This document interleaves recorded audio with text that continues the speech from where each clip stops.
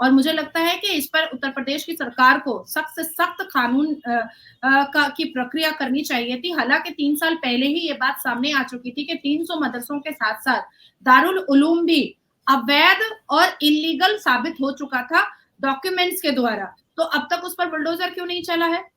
अब तक उसको उसको गिरा करके उसको खत्म क्यों नहीं किया गया है?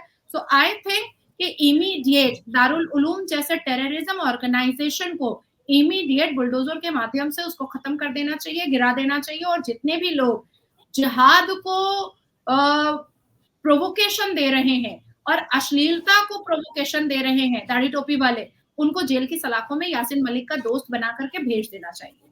तो ये एक चेन चल रहा है, ये कन्वर्शन का एक चेन चल रहा है जिसको तोड़ना बहुत जरूरी है, जो इतना आसान नहीं है तोड़ना। अब ये कौन है? शेख शाहजहां जो है वो नुसरत रूही जहां जैन का इलेक्शन एजेंट था, ठीक है। अब नुसरत रूही जहां जैन जो बशीरहाट की सांसद है, उनका मंगेतर कौन था? कादिर खान, जो बलात्कार की सजा में आज भी जेल के अंदर है, जिसने क्रिश्चियन लड़की का बलात्कार किया था। अब ये नासिर खान कौन है? नुसरत रूही जहां जैन जो बशीरहाट की सांसद है, मेंबर ऑफ पार्लियामेंट है, उनका जिगरी दोस्त और नासिर खान का अपना बड़ा भाई। और संदेश खाली का शेख शाहजहां कौन है? नुसरत रूही जहां जैन का एकदम करीबी आदमी, तभी ना वो इलेक्शन एजेंट भी बना लोकसभा में, लोकसभा इलेक्शन में तभी ना अपने लोगों को इलेक्शन एजेंट बनाया जाता है ना, तो वो भी बलात्कारी।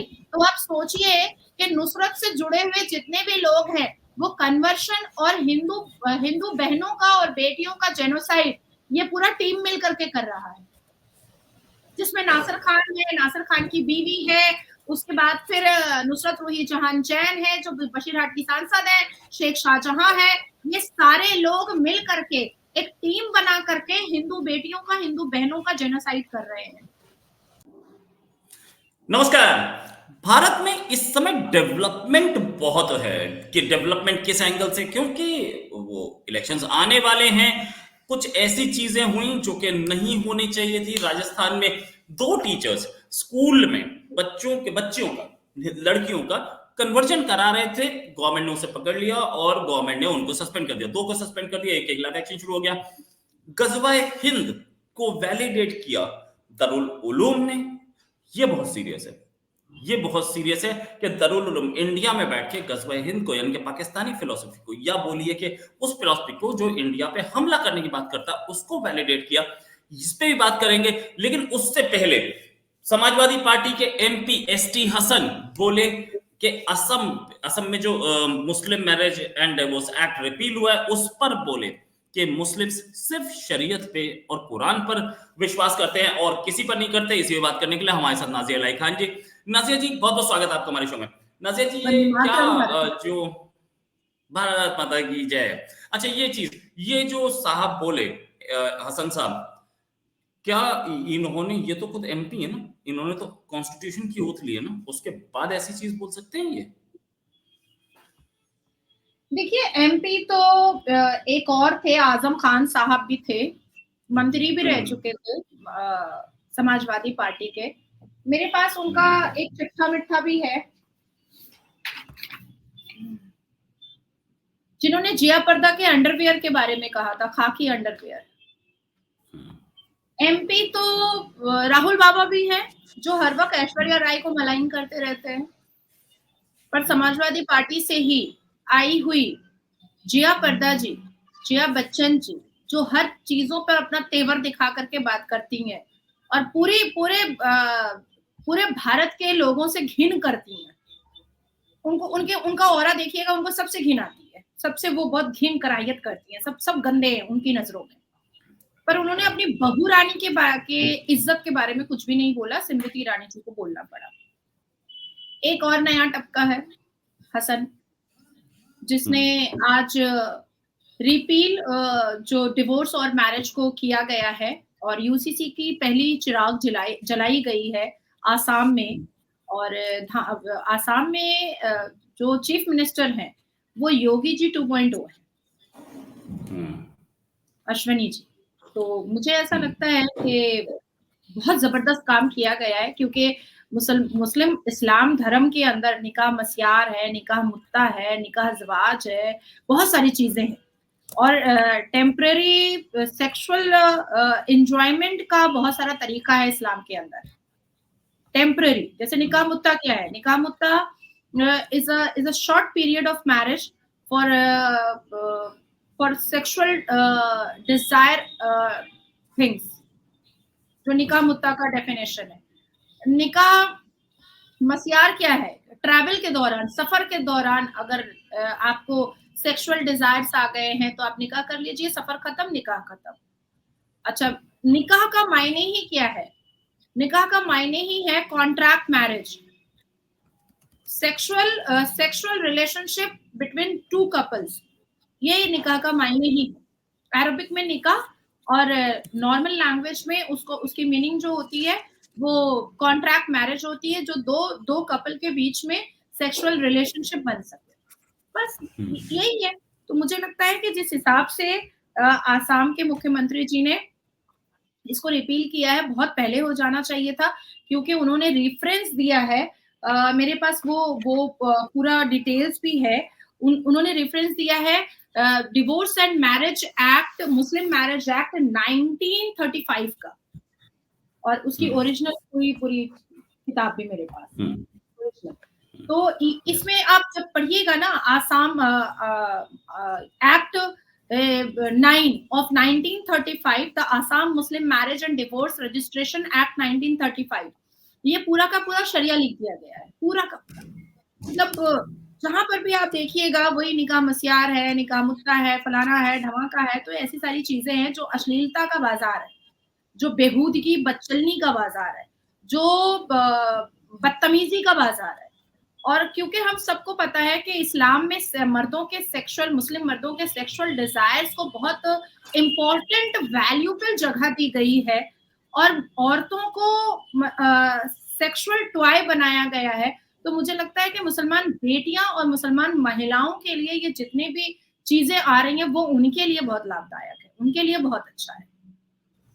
सो कॉन्ग्रेचुलेशन, जितनी भी आसाम में रहने वाली मुसलमान बेटियां हैं, मुसलमान लड़कियां हैं, उनके लिए बहुत बहुत बधाई कि आसाम के मुख्यमंत्री ने इतना बड़ा स्टेप लिया है। इससे पहले हमने उत्तराखंड में सुन ही लिया था यूसीसी, और इसके बाद फिर अब एक चिराग जल चुका है। तो मुझे लगता है कि बहुत जल्द आसाम में भी यूसीसी जो है वो इम्प्लीमेंट हो जाएगा। इसके बाद उत्तर प्रदेश में होना ही होना है, लेकिन उन राज्यों में जहां पर नहीं हो पा रहा है वहां पर हमारी जिम्मेदारी बड़ी रहती है, हमारी मुस्लिम बहनों को और हमारी मुस्लिम बेटियों को बचाने के लिए, क्योंकि इस्लाम जो है, इस्लाम में मर्दों के लिए बहुत ज्यादा सेक्सुअल डिजायर्स को महत्व दिया गया है।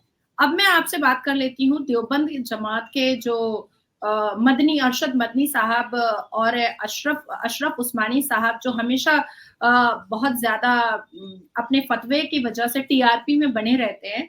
1.5 साल पहले एक और फतवा जारी किया था दारुल उलूम ने, जिसमें था कि बाप बेटी एक साथ एक घर में ना रहे, भाई बहन एक साथ एक घर में ना रहे, नहीं तो भाई बहन की छत्ती खोल देगा और बाप जो है वो बेटी का पजामा खोल देगा, क्योंकि मुसलमान मर्दों का नफ्स बहुत कमजोर होता है। वो 8 साल की बेटी भी बाप अगर देखता है तो उसका दिल जो है वो सुरबुराने लगता है कि कैसे इसका पजामा उतारे, और भाई जो है वो बहन की चड्डी उतारने के लिए बहुत परेशान हो जाता है। ये मैं नहीं बोल रही, ये दारुल उलूम का कहना है कि, और इस्लाम में शरिया का भी कहना है कि भाई और बहन एक घर में अकेले ना रहें, बाप और बेटी एक घर में अकेले ना रहें।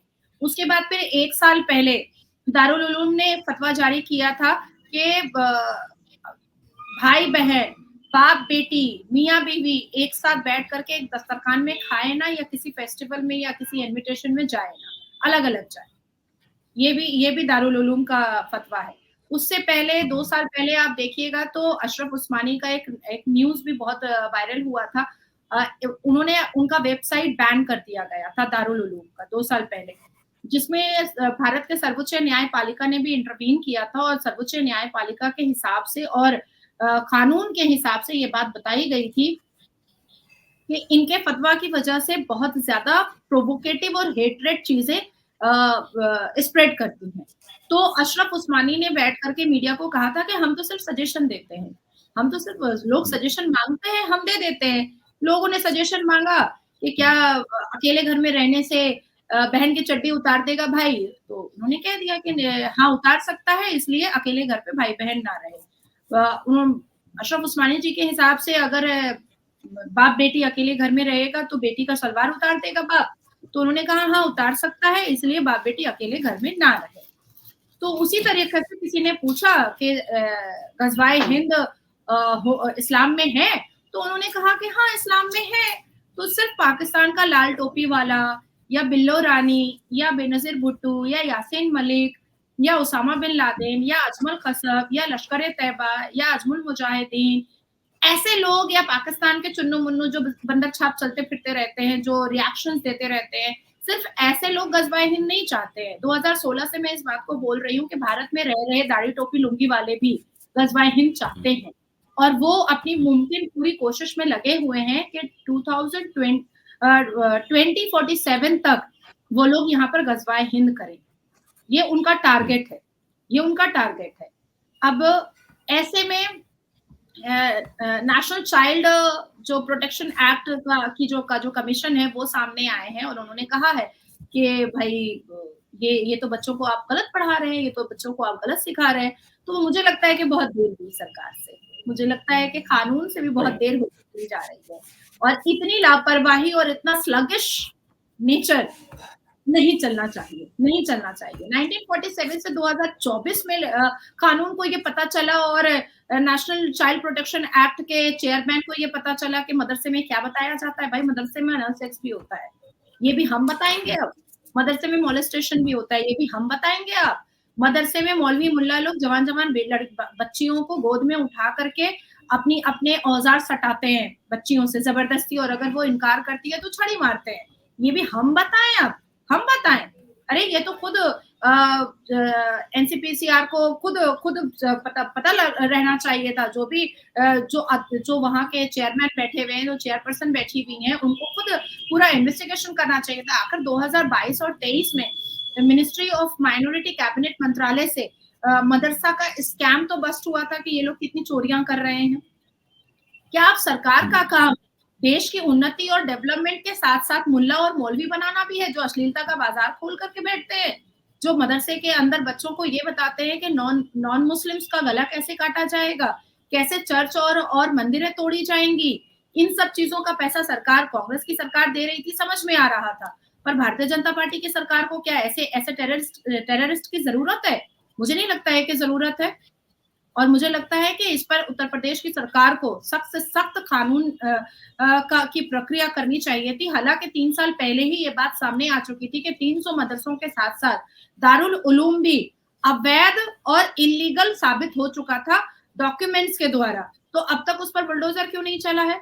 अब तक उसको गिरा करके उसको खत्म क्यों नहीं किया गया है? सो आई थिंक कि इमीडिएट दारुल उलूम जैसे टेररिज्म ऑर्गेनाइजेशन को इमीडिएट बुलडोजर के माध्यम से उसको खत्म कर देना चाहिए, गिरा देना चाहिए और जितने भी लोग जिहाद को प्रोवोकेशन दे रहे हैं और अश्लीलता को प्रोवोकेशन दे रहे हैं दाढ़ी टोपी वाले, उनको जेल की सलाखों में यासीन मलिक का दोस्त बना करके भेज देना चाहिए।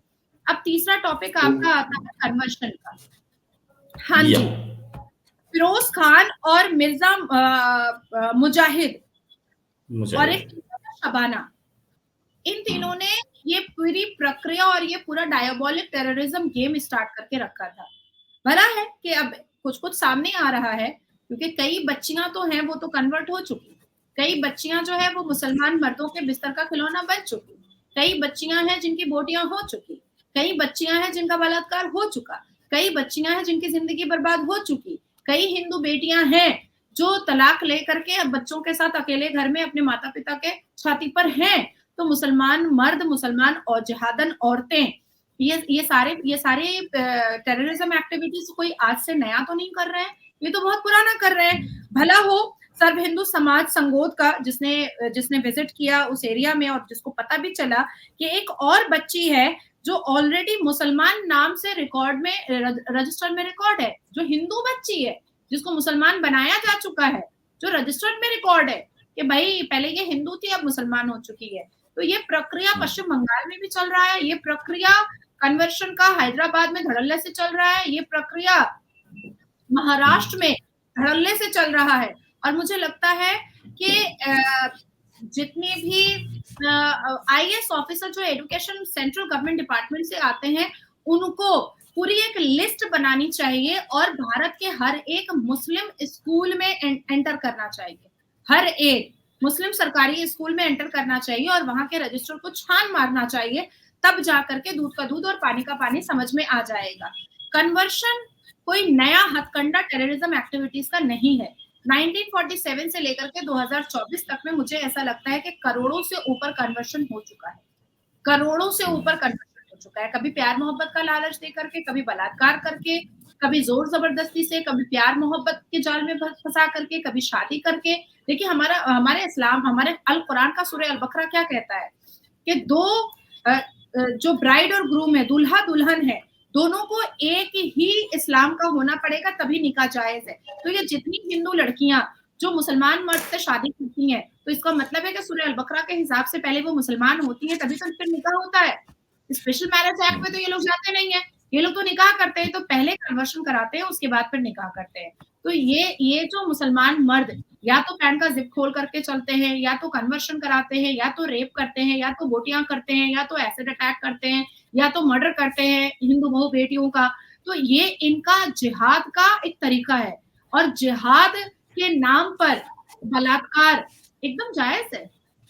और इसमें मुझे एग्जाम्पल देने की जरूरत भी नहीं है। अभी हमने देखा था ना, हमास इजराइल की बहू बेटियों को जिहाद के नाम पर बलात्कार किया था, न्यूड नंगा चलाया था, उनके कपड़े उतारे थे, और क्या बोल रहा था, नारे तकबीर अल्लाहू अकबर, लब्बैक लब्बैक। तो लब्बैक लब्बैक करके, नारे तकबीर अल्लाहू अकबर कर करके मुसलमान औरतों का कपड़ा उतार करके बलात्कार करते हैं। तो बलात्कार is also a part of जिहाद। नॉन बिलीवर्स के साथ बलात्कार मुसलमान मर्दों को करना जायज है। इसीलिए ना नासिर खान ने बलात्कार किया सूजेट जॉर्डन का, इसीलिए आफ्ताब ने बोटियां की, श्रद्धा की, साक्षी का बलात्कार हुआ। उसके बाद कितने मिसालें हैं, मैं कितनी बार मैं 280 नाम लूं। तो ये सारी ये जो टेररिज्म एक्टिविटीज है मुसलमान जवान लौंडों के द्वारा जो करवाई जा रही है, ये कोई नया नहीं है। अच्छा, इसमें मुसलमान औरतें भी जिहादन होती हैं। देखिए नासिर खान जब 10 साल जेल खट करके बलात्कार की सजा में, क्रिश्चियन लड़की का बलात्कार करने की सजा में जेल खट करके 10 साल जब वापस आया रेमिशन ग्राउंड पर, याद रखिएगा, रेमिशन ग्राउंड पर जब वो बाहर आया, तो उससे एक मुसलमान जिहादन लड़की ने शादी किया। क्या आप एक मर्द है, क्या आप अपनी बहन की शादी किसी बलात्कारी जेल खटे हुए मर्द से करवाइएगा? पूरा समाज नहीं करवा सकता है, पूरा समाज नहीं करवा सकता है, पर मुसलमान लड़कियां एक 10 साल जेल कटे हुए रेनाउंड बलात्कारी नासिर खान से मुसलमान लड़की शादी करती है, निकाह करती है। तो आप सोचिए कि उस लड़की के दिमाग में कितनी टेररिज्म एक्टिविटीज होगी, उस लड़की के दिमाग में कितना टेररिज्म माइंड होगा, कितना डायबोलिक क्रिमिनल टेररिज्म माइंड होगा, और वो कितने को कन्वर्शन करवा चुकी होगी, और वो कितना और स्ट्रेटेजी अपने दिमाग में लेकर के रखी हुई होगी, जो नासिर खान की बीवी है। क्योंकि जब एक मुसलमान लड़की एक बलात्कारी के निकाह में उसकी बीवी बन सकती है, तो वो कितनी यंग है, तो बहुत सारे लोगों से मिलती जुलती होगी, उनको कन्विंस करती होगी। जैसे सना खान अभी क्या कर रही है, बॉलीवुड में रह करके हिजाब पहन करके लोगों को कन्वर्शन करवा रही है सना खान, है ना। वो तबलीग कर रही है, वो इस्लाम का प्रचार कर रही है।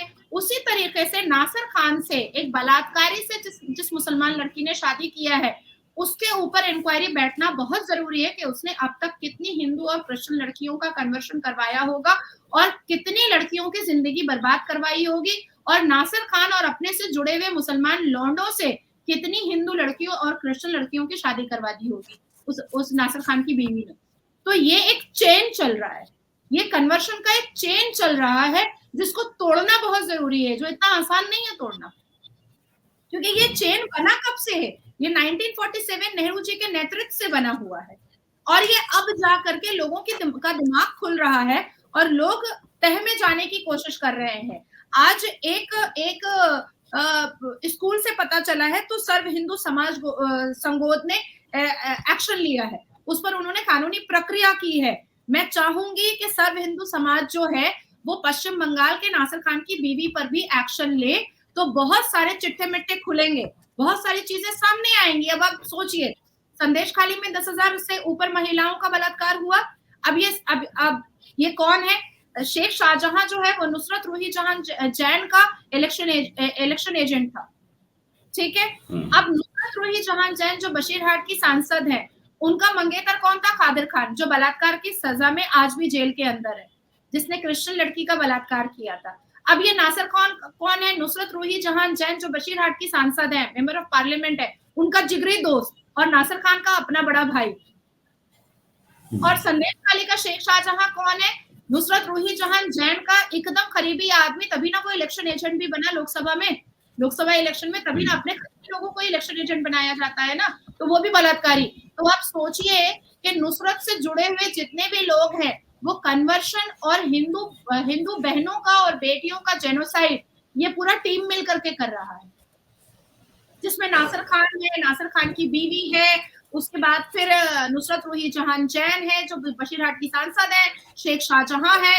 ये सारे लोग मिल करके एक टीम बना करके हिंदू बेटियों का, हिंदू बहनों का जेनोसाइड कर रहे हैं, चाहे बलात्कार करके, चाहे कन्वर्शन करा करके, चाहे कन्विंस करके, चाहे जोर जबरदस्ती से, लेकिन जेनोसाइड ये पूरी टीम कर रहा है। तो इस चेन को तोड़ने की जरूरत है, इस चेन को उठा करके कोर्ट के दरवाजे पर लेकर के जाने की जरूरत है। राइट राइट, सही बात, इसको ले जाने की जरूरत है। और मैं यही देख रहा था कि कितना खराब है, 600 से ऊपर एफआईआर हो चुकी हैं अभी संदेश खाली। मैं उसी समय, जिस समय आप बता रही थी, एकदम नई इंफॉर्मेशन थी, मैं उससे सर्च मारा, 600 से ज्यादा एफआईआर हो चुकी हैं। लेकिन ममता दीदी के केस में मुझे तो नहीं लगता कि कुछ होने जा रहा है। ये जो केस अभी आपने जिस पर प्रकाश डाला, राजस्थान का, राजस्थान में भी कन्वर्जन पिछले 5 दिन में थोड़ी हुआ है, जब से बीजेपी गवर्नमेंट आई है, उससे पहले हुआ था, एक्शन अब हुआ। तो ये भी देखना बहुत जरूरी है कि जो काम पहले हो रहा था, जिस पे एक्शन नहीं हो रहा था, एक्शन लेने के लिए आपको वोट सही जगह डालना पड़ेगा आने वाले elections. Thanks a lot Nazia Ilahi Khan ji for joining, बहुत अच्छा डिस्कशन रहा, जल्दी डिस्कशन और करेंगे। अभी के लिए नमस्कार, धन्यवाद, जय हिंद, वंदे मातरम, भारत माता की जय।